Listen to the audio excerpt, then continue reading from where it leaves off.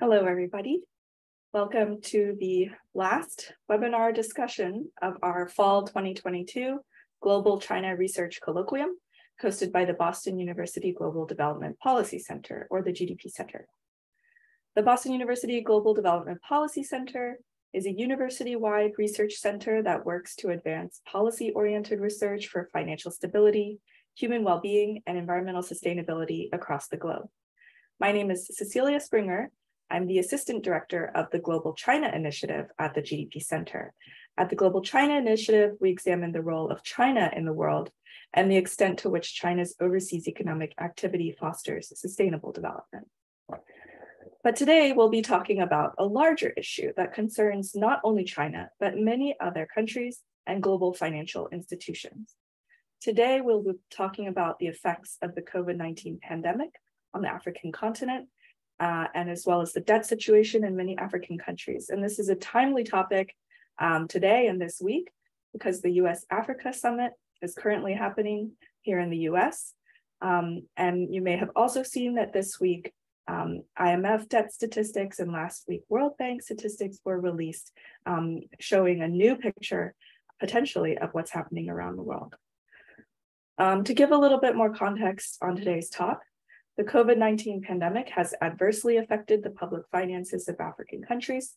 It has also led to rising debt levels in many of these countries and increased concerns about their ability to make their scheduled sovereign debt payments over the next few years. This looming debt crisis raises questions about how these countries can most effectively manage their debts and how their creditors can help them develop in sustainable and inclusive ways.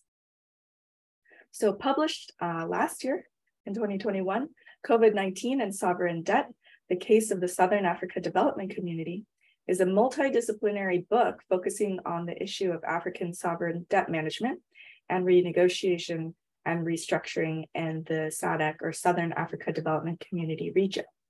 The book is available for free download through the Pretoria University Law Press. The link is available in the chat. And today we're very lucky to have the editors of this book join us to present the key findings from the publication. And they are Daniel Bradlow, Professor of International Development Law and African Economic Relations at the University of Pretoria, and Professor of Law at American University, Washington College of Law in Washington, DC, and Magalie Masamba, Post-doctoral Fellow with the University of Pretoria Center for Human Rights, and a former Global China Post-doctoral Research Fellow from here at the Boston University GDP Center. So Danny and Magalie will present for about 30 minutes or so, at which point we will open the discussion. So as people are trickling in, I just want to give a quick reminder about logistics before turning it over to Danny and Magalie. I want to mention that this webinar is being live streamed on YouTube, so a recording will be immediately accessible. And when you have questions, as you inevitably will, please use the Q&A box located in your Zoom menu to ask your questions, and also share your name and affiliation so we can get to know each other. We will take questions after Magalie and Danny's remarks, but feel free to enter your questions into the Q&A box at any time during the discussion. I'll start collecting them. Thank you. And now over to you, Magalie and Danny. Thank you very much. I'm starting off, and could you just give me a minute to share my screen, please? So thank you for that fantastic introduction, Cecilia, and thank you to the GDP Center for having us and giving us another opportunity to share the main findings of our book, COVID-19 and Sovereign Debt, the Case of the Southern African Development Community. So in this presentation, I will provide an introduction to the book. I will set out some underlying assumptions of the book. I will discuss 5 key lessons from the book and an additional lesson. And I'll hand over to Professor Daniel Bradlow to discuss a proposed solution to how we can deal with restructuring Africa's debt, which is a Debt of Vulnerable Economies Fund. So I'll jump right into it. So this book project really began in 2021 at the height of the pandemic. It began with a call for papers and a series of online workshops that eventually culminated in a 15-chapter book that brought together 17 authors. These authors were from different parts of the world. But what makes this book quite interesting is that it really provided a platform for African voices on issues of sovereign debt management and restructuring.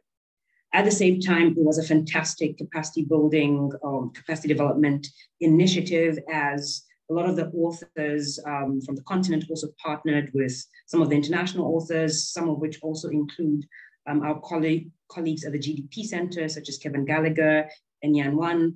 There were international reviewers of the book as well. So there were 17 very different perspectives provided in the book, but generally there were 4 themes covered. The first one dealt with global economic structures and the debt landscape in the region. The second broad theme was on debt management and debt restructuring. The third broad theme was our holistic approach to sovereign debt. And finally, there are a series of very interesting case studies covered in the book. So just to give you a little bit of a taste of what these case studies dealt with, there was a case study on Mozambique that dealt with the litigation that arose after the 2016 revelations that government officials had procured at least $2 trillion of I'll call it unlawful debts, so without parliamentary approvals. So that's a very interesting case study. There was a case study on Namibia dealing with the role of central banks with the role of central banks and really fiscal responsibility. South African case study, another very interesting one, dealt with sovereign debt management in South Africa and some of the related issues such as international financial flows, corruptions, and some of the policy reforms that could happen. As everyone would imagine, a Zambian case study, especially in the current climate, is always interesting, especially because Zambia is one of the countries undergoing restructuring and the common frameworks. It's such a fascinating case study. However, this chapter specifically was looking at the 9 basic principles and how important those are in the restructuring process, and applied it to the case of Zambia. And we had 2 chapters on Zimbabwe, the first dealing with resource-backed loans and the challenges that that kind of financing raises, and a second chapter dealing with some interesting proposals on how do we deal with Zimbabwe's very complex debt landscape. So that's just a taste of what's in the book. So the book is available in English. The French version is online as well, and the Portuguese version will be available for free download in the first quarter of 2023. So moving rapidly on, the issue of sovereign debt is very timely. As you've mentioned, Cecilia, at the moment, we have the IMF that just yesterday launched or at least updated its global debt database. And we also have the 2022 World Bank debt report as well. So just to talk a little bit about those before speaking about the book, so we can see what's going on now and how does that influence the lessons in the book. So from the work that the Fiscal Affairs Department of the IMF has been doing, it's evident that in the past year, so in 2021, the total global debt of the world fell by 10 percentage points to GDP. And what makes this interesting is that this was the largest fall in the past 7 decades, following 2020, where there was the highest increase of global debt in 1 year. But surprisingly, I think this is only good news for advanced economies and possibly some emerging economies, because the situation is very different for low-income developing countries, which actually saw an increase in their global debt. So we can tell already that different countries are experiencing, or at least are experiencing, a debt roller coaster in different ways, and that low-income developing countries are finding themselves in a very difficult position. Interestingly enough, the World Bank report also provides this interesting statistics which are in front of you. The first one is that the total debt stock currently for sub-Saharan Africa specifically is 790 billion. And of this, you'll find that the official creditors, which comprise bilateral and multilateral debt, amount to 245 billion US dollars, and private creditors are 216 billion US dollars. So this is very staggering because on one hand, there is, I guess, the very difficult reality that we have to stomach, which is the fact that African countries will need to borrow externally. And of course, this is has been made more, the need to borrow has been made more urgent, of course, by the COVID-19 pandemic, but other crises that have impacted African economies, such as the Ukraine-Russia conflict, and of course, broader issues such as how do we finance development in general, or the SDGs, and also how do we deal with climate change. And it's clear that the official sources of finance are insufficient, so the private sector plays a very important role on I guess, meeting financing gaps, but also the role of private creditors raises very interesting questions, especially when we deal with the complexities of restructuring privately held debt.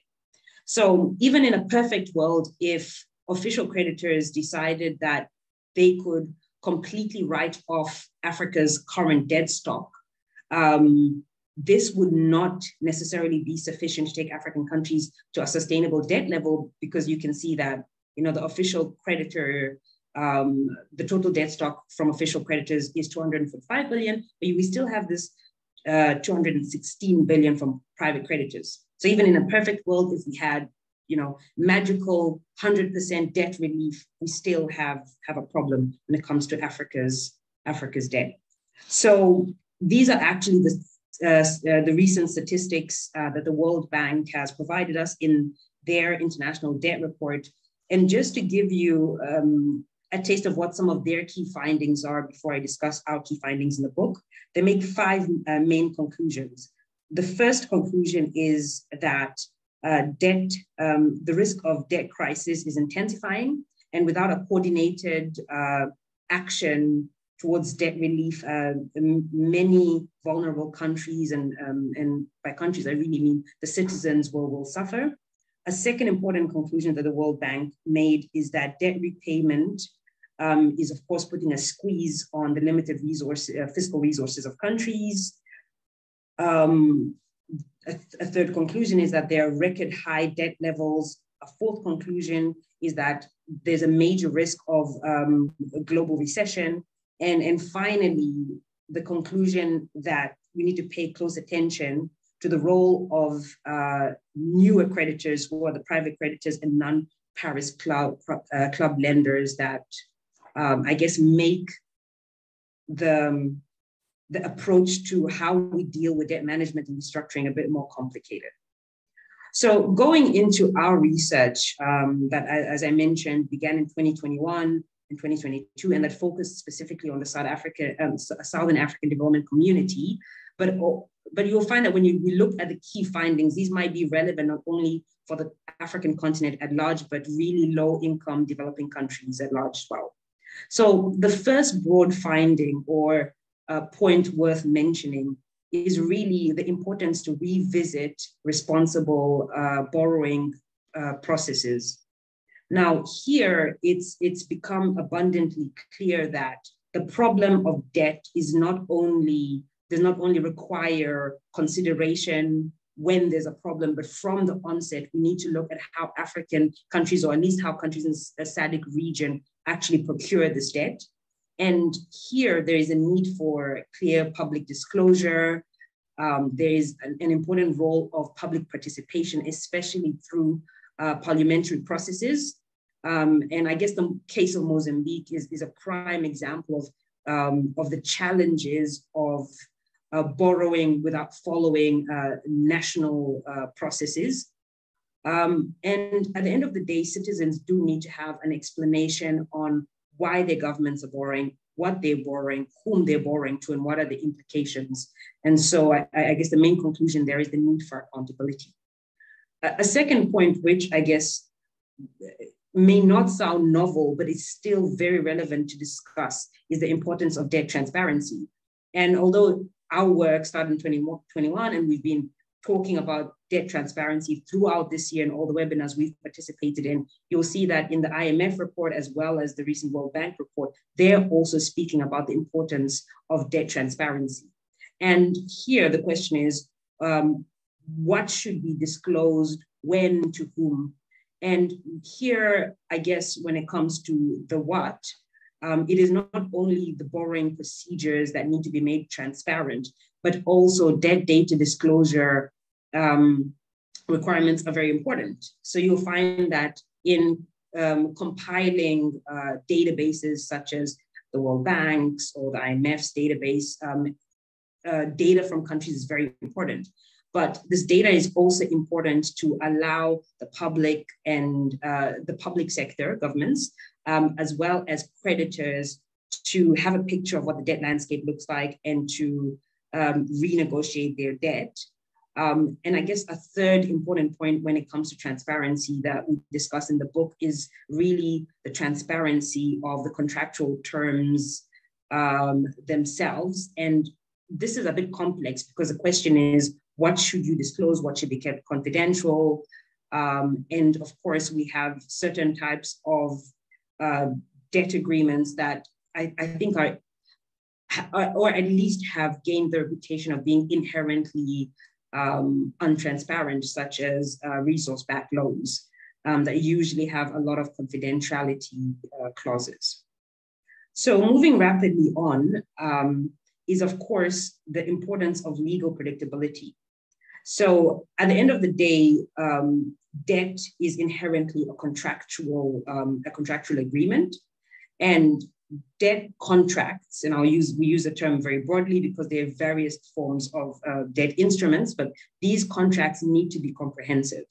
And at least during the time of the pandemic, it became abundantly clear that at times of restructuring, that's when suddenly the contractual clauses become very important, and questions arise on how do we bring everybody to the table and so forth. So not only do these agreements need to have fair risk allocation, specifically by highlighting or being clear on who is responsible for what, but these risks need to be well defined and fairly allocated. And I guess the important thing when it comes to contracts, especially in the SADC region, is really the need for more attention to contracts, for example, by having model agreements. There might be need for capacity development when it comes to how do we draft these agreements, and really how do we negotiate them as well. A fourth important point that arose in the development of this publication is, I guess, a tricky one, and this is evident during the restructuring negotiations, especially arising from the COVID-19 pandemic, which is the question of how do we bring everyone to the table? Specifically, how do we ensure that there's comparability of treatment between different classes of creditors? So unlike in the past, the 90s, where a lot of highly indebted countries went through a HIPIC and a multilateral debt relief initiative, the debt landscape has greatly evolved from then. Unlike then, today we not only have the presence of official creditors, but private creditors are playing an important role, as well as non-Paris club creditors. So we need everybody at the negotiating table. And the big question is, how do we ensure comparability of treatment? How do we specifically, I guess the elephant in the room is, how do we get the private creditors to participate in debt relief and debt restructuring initiatives? And again, here, an important point again is the issue of transparency. So do we know what the actual debt stock is? Do we know what the contractual terms are, the restructuring terms, and so forth? The fifth and final broad lesson that arose from the book is the fact that issues of debt management, debt restructuring, and so forth are not only financial issues, but they affect different facets of our lives, whether it's economic, social, political, cultural, and even environmental. So at the end of the day, there is the need for a very comprehensive approach that takes into account all of these perspectives. So debt is not only a financial issue. You could say it's an issue of sustainable development. You could even go as far as saying it's a human rights issue. It's a climate change issue, and so forth. So when looking at how do we come up with solutions that could result in a resilient future or resilient economies, we have to come up with a more comprehensive approach. And in coming up with solutions or proposals on how we deal with debt, we do have to, of course, take into account financial sustainability, but we also have to take into account some broader issues such as environmental and social concerns, human rights, the human rights impacts of a potential debt restructuring, and we have to ensure that there's fair burden sharing. So at the end of the day, when it comes to Africa's debt, when it comes to the debt of the SADC region, it is abundantly clear that there is a need for a new approach. The current global governance of debt management or debt restructuring is insufficient. Of course, we currently have the debt service suspension initiative that expired, that provided temporary relief or debt deferrals to, I think 73, if I'm not mistaken, countries qualified, and I think 48 countries participated. We also have the common framework that has 3 countries participating and a few others showing interest, but there's the need for a new approach. There's the need for a debt restructuring mechanism. I've been speaking about it in so many workshops and seminars, but of course, we do know that when it comes to the global governance, or at least a rule of law for debt restructuring, there are some political hindrances. So the question is, while we, I guess, slowly make our way towards a more comprehensive approach for debt restructuring, what are some of the innovations that we can implement sooner than later? And I think this is where Professor Daniel Bradlow's part of the presentation comes in. And at the end of the day, we cannot really rely on the kindness of creditors. So while debt relief is going to be important, debt forgiveness is going to be important, we have to come up with a comprehensive approach on how we deal with debt issues. And that approach has to take into account environmental, social, and human rights considerations. So thank you very much. So I'll hand over to Professor Daniel Bradlow to continue the presentation. Thank you, Magalie, and hello to everyone. Thank you to the GDP Center for organizing this and to Cecilia for chairing this. I'm going to share my screen with some slides. Let me do that first. Also, I should just warn you, it seems that my internet is somewhat unstable. So if I suddenly go silent, please let me know, or I'll try to come back as quickly as possible. As, excuse me, as Magalie said, I'm going to build on the 5 lessons that she talked about from the book, and give one suggestion of an approach that incorporates those lessons and gives a creative way to dealing with Africa's current debt problems. So to just briefly summarize some of what she said is that the current approach is problematic for a number of reasons. As Magalie said, there's no formal mechanism that exists that compels anyone to participate in a debt restructuring. So for the private creditors, it's a voluntary process. They participate if it suits them, and if they don't, if they don't feel it would help them. And that has one consequence which tilts the process even further than it would normally be in favor of the creditors, which is the process relies on the debt contracts between the private creditors and the debtor, which means that the focus is on the rights of the creditors in those agreements. To some extent, that's mitigated by collective action clauses, which can enable the majority of creditors to force a hardline minority to accept an agreement. But the effect of that is it underemphasizes the fact that the debtor has many other obligations and responsibilities arising from its constitutional obligations, the treaties it signed, the laws in its own countries.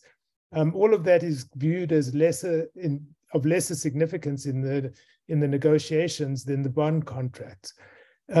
As Magalie said, many of the solutions ranging from debt forgiveness through to other approaches essentially rely on the kindness of the creditors, in the sense that it's asking them for concessions which they're reluctant to give. And their reluctance is not just because of a lack of kindness, but because many of them have financial incentives to and sometimes legal requirements to maximize the returns that they get on their investments. They have some fiduciary responsibilities and regulatory requirements which might limit their ability to be flexible in dealing with the debtor. Some of that is in the question of interpretation, and so it's not always clear if the creditors are just being as flexible as they could be, or if they're choosing to rely on the law to strengthen their position. But what that suggests is we need a new approach. And the DOVE Fund, which, as Magalie said, stands for the Debts of Vulnerable Economies Fund, and seeks to change this approach through 4 innovations. Firstly, and this is what I want to focus on today, is it has a set of principles to guide the discussions in the restructuring. So to create a conceptual framework that will both the debtor and the creditors accept as the basic principles and framework for their negotiation. Secondly, by doing this, it seeks to change the intra-creditor dynamics so that the creditors become more open to being more creative and innovative in their approaches to what a sustainable debt restructuring might look like. Thirdly, it seeks to reach an optimal outcome rather than a profit-maximizing outcome. And an optimal outcome, as Magalie intimated, is there's a financial return, so it's sensitive to the financing needs of both the debtors and the creditors, but that it also looks for the best possible mix of financial issues, social, environmental, human rights, governance considerations, and reaches an agreement that's optimal for everyone. And finally, it tries, if you use this approach to bring into a DOVE Fund, is to bring in all stakeholders as participants and investors in the debt restructuring, so that everyone, individuals, foundations, civil society groups, financial institutions, non-financial firms, can all participate in a fund that would buy the debt of the sovereign debtor, and then would agree that they would only agree to a restructuring that's consistent with the DOVE Fund principles, which we'll talk about in a second. And in that way, try to change the intra-creditor dynamics to open up space for more responsible outcomes.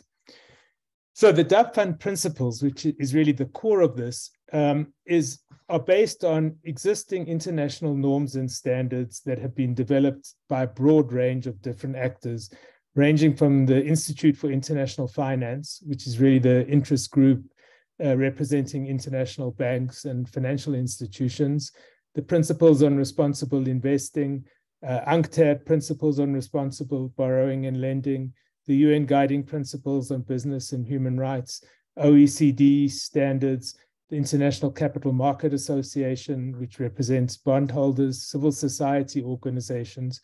And these DOVE Fund principles are built on 20 of these different standards, all of which are relevant, but none of which completely address all the issues that need to be addressed in a comprehensive approach to debt restructuring.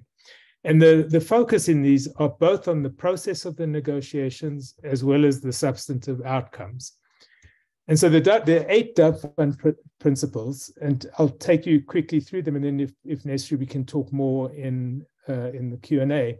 So the first principle is a set of guiding norms, and there's 6 of these norms. The first one is credibility, so that all the parties have confidence in the process of debt restructuring. The second one is responsibility, so that they're all seeking an outcome to all the environmental, social, and other issues that are relevant and affected by the debt situation. Third one is good faith, so that all the parties, the debtor and the creditors, have a clear intent to reach an agreement that respects all the rights, obligations, and responsibilities of the negotiating parties. Third one is its inclusiveness, so that all the creditors participate and all the affected parties have access to all the information they need to make informed decisions. And the affected parties include not just the sovereign debtor and the creditors, but all the groups that might be affected by the debt situation. So on the debtor side, that includes the citizens of the country, community groups, small businesses, etc., in the country. But on the creditor side, that also includes those people and institutions whose money is being invested by the bondholders in buying those bonds. So it includes pensioners, school teachers, all those parties as well. And all those interests have to be incorporated in some way. Effectiveness means that there should be a timely and efficient agreement, so that the process does not drag on for an undue amount of time, that the payments that are agreed do not pose an undue burden on the debtor, and do not, over time, undermine a sustainable development process that can lead to the state regaining the country regaining the capacity to enter into a development process that leads to progressive realization of the rights and interests of all its residents. And then finally, optimality, which means that the goal of the process must be to reach an optimal outcome, which, as I said, is the best possible mix of economic, financial, environmental, social, and human rights benefits for all the participating parties. So that's the first principle. Second principle, as you saw from the lessons that Magalie mentioned, is the principle of transparency, so that the process should afford both the negotiating parties and the affected parties access to all the information they need to make informed decisions regarding the restructuring process.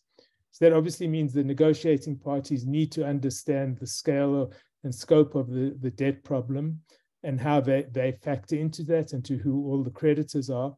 But the affected parties need to have access to at least enough information that they can make an informed judgment about how they will be affected by this situation. Principle 3 is due diligence, so that the sovereign debtor and its creditors should each undertake appropriate due diligence before concluding an agreement or before beginning the process, so that they understand what the stakes are and who's likely to be affected by the process and how.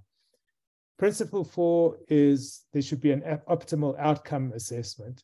So before the parties conclude their agreements, they should make a statement explaining why they think this is an optimal outcome, as I've defined it, and so that everybody understands what the expected outcome is, and they can hold the parties accountable for reaching that outcome, or at least to understand why they don't reach it if that's what happens. Principle 5 is monitoring, so that in order to make sure we know that we're getting to an optimal outcome, the restructuring process should include credible mechanisms for monitoring the implementation of the agreement. So that's both a financial audit, so sort of standard auditing procedures, but also some mechanism for monitoring the implementation of the social and environmental aspects of the transaction. Principle 6 is intercreditor comparability, so that all the sovereign's creditors participate and make a comparable contribution to the restructuring. I mean, as we saw in Magalie's presentation, that's important, and the creditors need to have the confidence that if they make some contribution to the restructuring, that the benefits of that go to the debtor and the country and not to another group of creditors who are being less forthcoming in the negotiations. Principle 7 is fair burden sharing, so that an optimal outcome should share the burden of the restructuring fairly between the negotiating parties and not pose impose any undue costs on any of the affected parties. And that means an assessment including of capacity to bear some of the loss. And in this regard, I think it's important to keep in mind that often a debt crisis is not caused just by one side, by the debtor alone. Often it's the creditors bear some of the responsibility, and sometimes, as during the pandemic, it's because of a shock that's outside anybody's control, and it's not fair that only one side should have to bear the consequences of that. So that's the importance of fair burden sharing. And then the last principle is maintaining market access. Now, it's obvious that if a debtor's defaulted on its debt or has to restructure, its ability to gain market access in the short run is likely to be limited. But as we saw from Magalie's presentation, is African countries will not be able to get the financing they need to deal with the climate challenges they faced, to the infrastructure problems that they have, meet the SDGs, unless they're able to raise hundreds of billions of dollars every year. And they can only do that, or they can't do that, relying just on official sources and grants. They're going to have to use private sources in some way. And so that one of the goals of any sustainable debt restructuring has to be to help them regain access to private financial markets, at least over the medium term, so that they can begin a development process that's sustainable and inclusive over time.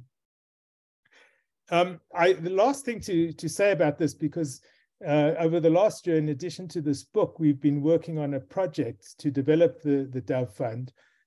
We've tested this concept and these principles with a broad range of interested groups, people at the IFIs, the World Bank, the IMF, with investors, with civil society groups, with legal and sovereign debt experts. And we're now in the process of trying to find a test case where we can try the principles out in a particular place in a particular country to show that they actually can contribute and lead to a more positive and sustainable outcome that would be applicable. One of the things we're looking to do, because we recognize no one's going to give the two of us or a small group of people interested in doing something like this hundreds of millions of dollars so that we can be a powerful voice in a particular debt negotiation, but is to see can we raise enough money or find a way to essentially have a token investment in a particular country's debts, and then use that as a way of having a voice in the negotiations, probably more of a whisper than a voice, but at least some ability to participate, and then where we can advocate actively and without lots of support and communications strategies for the Dove Fund principles to become the conceptual framework for that country's debt negotiations. So we're hoping that over the next year or so, we can take the work from this book and this Dove Fund project and convert it into policy in some particular area. I think I'm going to stop there. Thank you, and I'm happy to take questions on all of this. Thank you. Great, thank you so much to Danny and Magalie for sharing more about their book, the overall situation, as well as some of the potential innovative solutions to this problem. So we'll now move into the Q&A portion of this webinar. So please use the Q&A box at the bottom of the screen, introduce yourself and ask your question. So we already have a couple of questions, and I'll pass those over to Danny and Magalie. First, we have a question from Mikel Munoz Cabre from the Stockholm Environment Institute. And Mikel asks about the IMF packages. So the IMF packages, for example, in Zambia, prevent the government from providing any sovereign guarantees. And this is a big problem, he points out, especially for renewable energy investments, which, unlike extractives, do not generate hard currency. So how can the IMF requirements be addressed to ensure continued renewable energy investment in Zambia and other SADC countries in the short term, or so roughly the next 5 years? So question about renewable energy investment. And next we have a question from Jenny Hall. Actually, I think we have the same question, so I'll also partly insert my moderator's privilege. I think a big, elephant in the room, so to speak, when talking about debt is the role of China. And so if you could talk a little bit about the extent to which your book addressed the role of China in the debt situation in SADC countries. And Jenny is also asking, it would be interesting to know what kind of engagement you've had with Chinese stakeholders and any traction that your research has had, particularly with Chinese actors and institutions. So let's start with those first two questions. Over to Magalie and Danny, and others, please continue entering your questions in the Q&A box. Okay. Magalie, do you want to start? Sure, I'll start and I'll hand over to you. I'll mainly focus on the first question, which I think is a really important one, and probably it's a good opportunity to also share that the Center for Human Rights, the GDP Center, as well as SARCHI, which is Southern African Development Community Center for Renewable Energy and Energy Efficiency, this year, was it this year, Cecilia? This year launched a report, which is the Renewable Energy Transition in a Period of Debt Distress in Southern Africa, the Role of Development Finance Institutions, and that tackles the challenges with financing renewable energy projects in the SADC region, and or at least in the Southern African region. And I think one of the major issues was, how do we de-risk projects? And I think one of the main findings of, I guess, the workshops and the discussions that arose from that report, and hopefully a link to that report can be shared, because I think it's quite instructive, is that the main issue, at least during the COVID-19 pandemic, was making renewable energy projects more bankable, especially by de-risking them.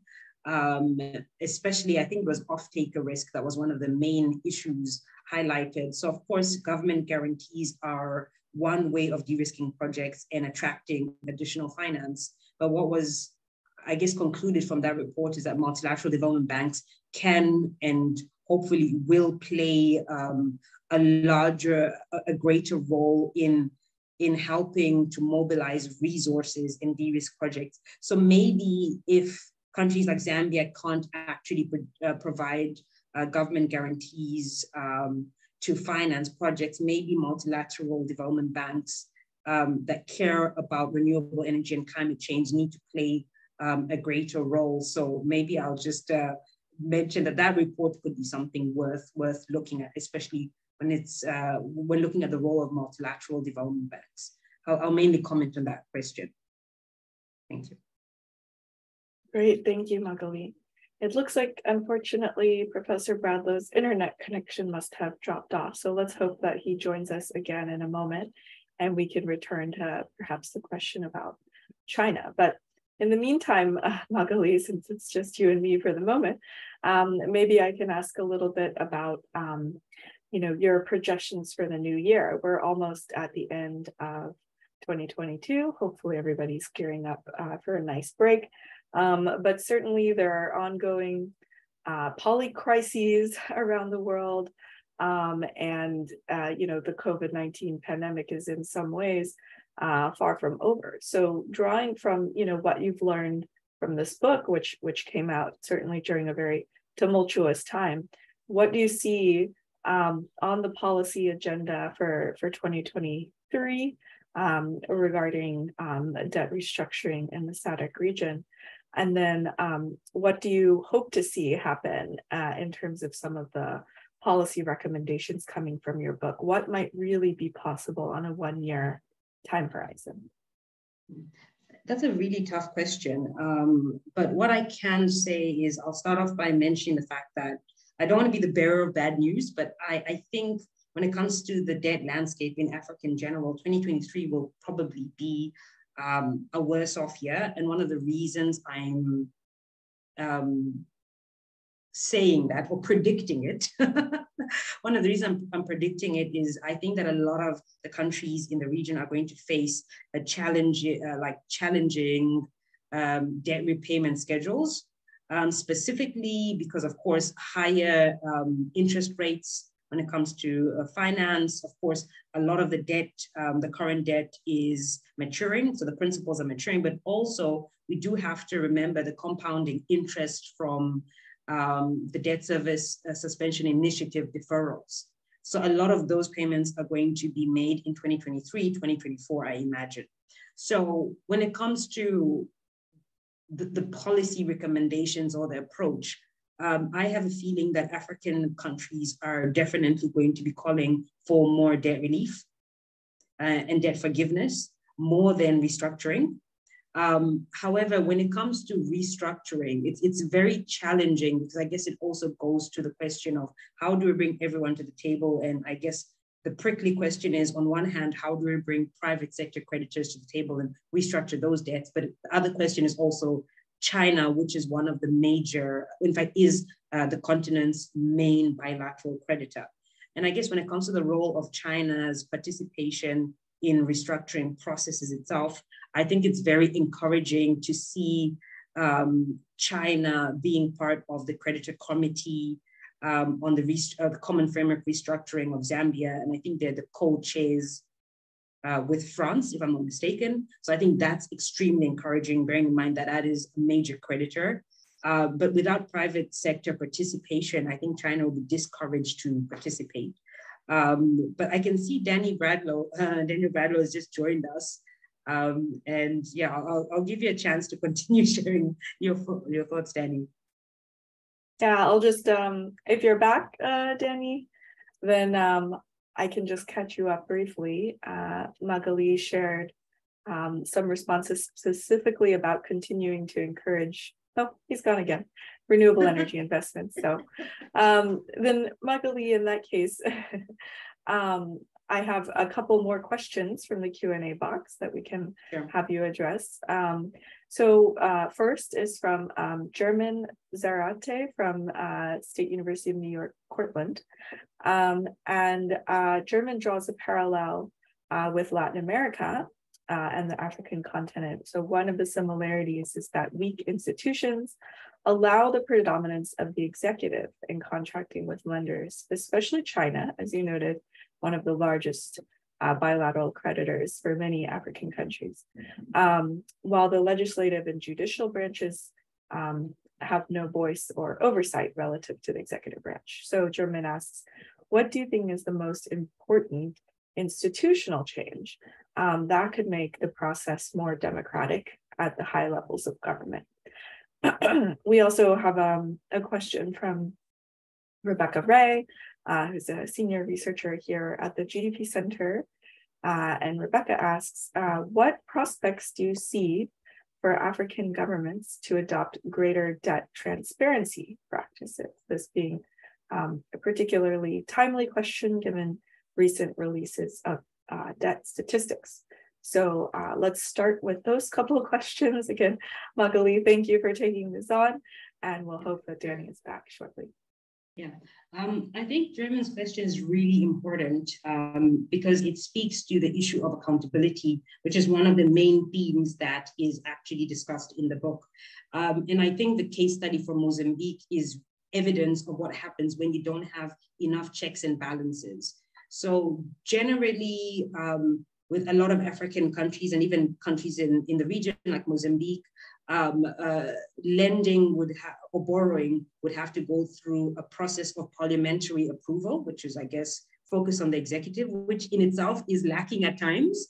So borrowing would have to go through the parliamentary approval. But I would imagine that, and I don't know enough about the individual laws of the SADC countries, but I would imagine that additional checks and balances, for example, approval by the Office of the Attorney General could, for example, provide an additional layer of protection, because then that would provide some legal scrutiny on the actual contractual terms, the agreement itself. So maybe the Office of the Attorney General of a country could participate, and that could be a way of, I guess, another layer of protection. So it's a pity that I don't know enough about the process of the individual countries, but definitely I think there are creative approaches to ensure that There's participation of the different branches of government, from the negotiation process, scrutinizing the agreement itself, signing and even executing debt agreements. So I think different ministries should play an important role, but also, different branches. And I think having the Office of the AG actively participate is also helpful. But this is definitely something I will probably think more about, and it might be worthwhile to also maybe engage with some of the authors of the book that provided case studies, like to, if German is interested in getting to know what happened in Zimbabwe, Mozambique, Namibia, and probably those authors could provide in-depth ideas. And I'm sure they would be willing to have those conversations. On the second question, which is about greater transparency, the issue of transparency is becoming more vocally discussed globally. So if you look at the IMF Debt Monitor report that was launched yesterday, in which I participated in the launch in the panel as well, there was also an emphasis in that report on debt transparency. And even in our book, we speak about debt transparency. The World Bank debt report speaks about debt transparency. So I think the time has come where the issue of transparency has to be addressed. The question is, how should individual countries address them? That would require assessing what are the weaknesses. So is the issue, for example, a lack of transparency on how debts are procured because there aren't enough checks and balances, such as parliamentary approvals, participation of offices of attorney generals? Another question is, are countries in the region providing debt statistics? So for example, an interesting point on that, which is in the IMF report, is the fact that and I guess it's one of the weakness of the statistics that they have, is that a lot of agreements have confidentiality clauses, but also governments might define public debt in very different ways. So it could be very limited to loans and securities, and might exclude more complex debt or financial transactions. There's also the issues of liabilities that arise from contingent liabilities, such as guarantees, that might not be upfront debt. So there is a need for transparency, and I guess, accounting processes, data disclosure is important when it comes to transparency. But those are my thoughts in the meantime when it comes to transparency. But what are the prospects? I think the time has come where we do have to take transparency seriously. If not, we're going to find ourselves every decade in the exact same position as we did during the HIPC initiative, and even today, where many African countries have unsustainable debt levels. Great, thank you, Magalie. Professor Bradlow, are you there? Can you hear us?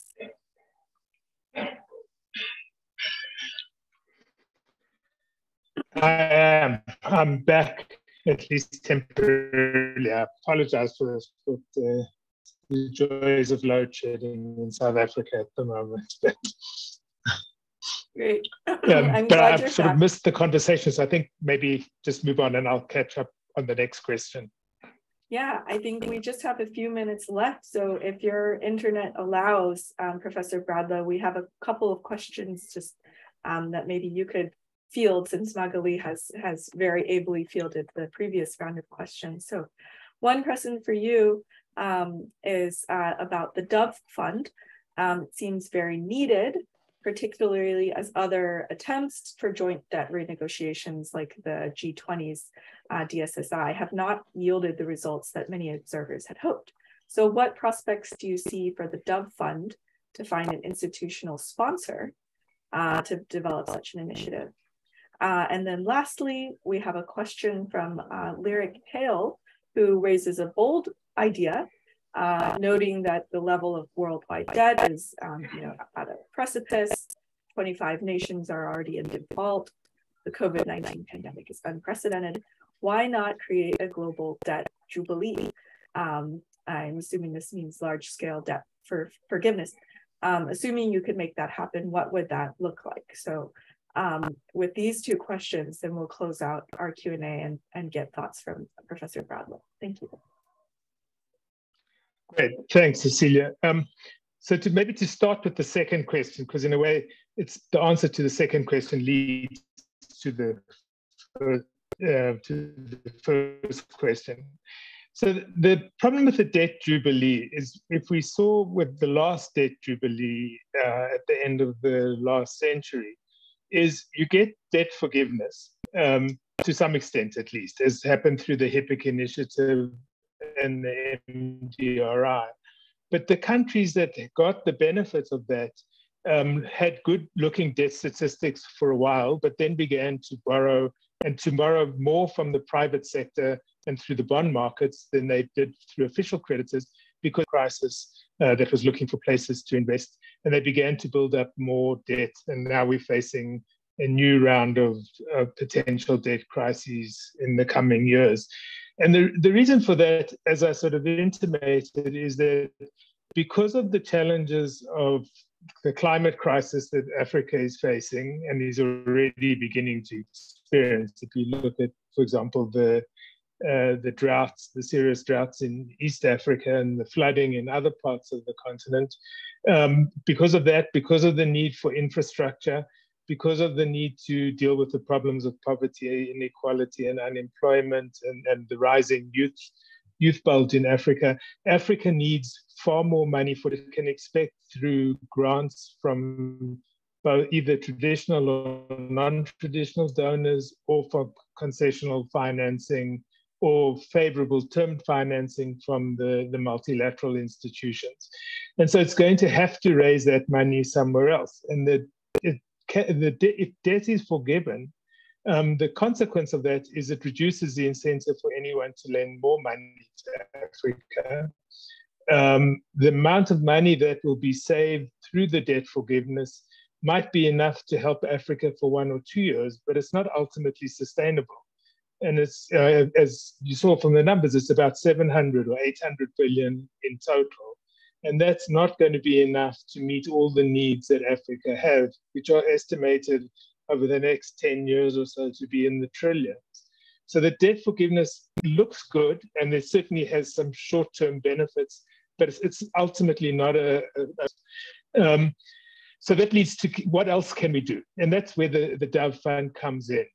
I mean, as Magalie said, is ultimately what's needed is some sort of formal sovereign debt restructuring mechanism, where when a country gets into a debt crisis, it can go to the international equivalent of a corporate bankruptcy procedure, where all the creditors, all the stakeholders have to come get together, and in a process that's overseen by a judge or some independent decision maker, reaches a solution based on law and experience that is to mimic that process in a context in which we don't have a formal way of doing that.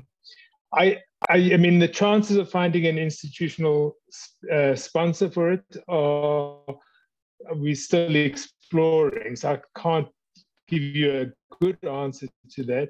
I can only say I've spoken to over 50 different people from financial institutions, international organizations, civil society, experts of various sorts, and the response has been uniformly favorable. So, and I mean, to be honest, it's a clearly reformist approach. It's not all that radical. It's carefully designed so that its principles that all the creditors are on the record as accepting in some way or another, and just saying how we're putting it into a conceptual framework that we can operationalize in a way that's comprehensive and fair to all the relevant interests that are affected by this. And that's been accepted by everyone, but that we still, as we said, we have to translate that into something more practical, and we're in the process of trying to explore that. But so far, the process is ongoing. We haven't found the home for that yet. But if people are interested or have suggestions on people we could talk to, please feel free to reach out and we'd love to talk more about it. Great, thank you so much. And that's a very exciting note to end on. I hope that the audience can think about being in touch with the editors here. So thank you so much to Danny and Magalie for sharing their thoughts with us today. And thank you to everyone who joined this very interesting discussion. So the webinar has been recorded on YouTube. We will share the link in the chat. I just want to make a quick plug before we end that the GDP Center is currently recruiting for our Global China Fellows program, and the deadline is at the end of this week. So if you are a pre-doc or a recent graduate, or if you know one, please do consider sharing that and or applying to the program. And there's more about that in the chat. So today's webinar was the last from our fall 2022 Global China Research Colloquium. Stay tuned and join us again for a series of exciting webinars that will be taking place next year. To receive updates on our publications and events, you can subscribe to receive updates from the Global China Initiative. And thank you again so much to our discussants today. Definitely learned a lot. I really appreciate it, and I hope everyone has a happy new year. All right, bye-bye. Thank you. Bye. Thank you.